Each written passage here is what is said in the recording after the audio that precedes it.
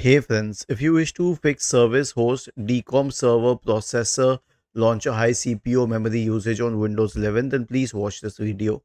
So, if you are short of RAM on your system, then you would have to add the RAM. But my first suggestion would be to restart your computer. Right click on the start button, shut down or sign out and restart.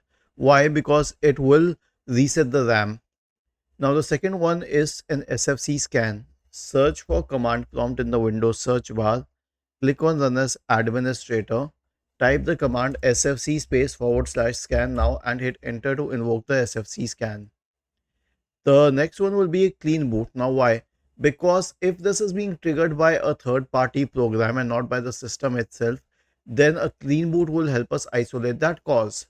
Search for system configuration in the Windows search bar and open system configuration. Go to the services tab. Check the box associated with hide all Microsoft services. If any other services check, click on disable all, apply, OK, and then restart the computer. Was this helpful? If yes, then please subscribe to the channel. If not, then let us know in the comment section of the video on how we could help you further. Thank you for watching this video and have a nice day.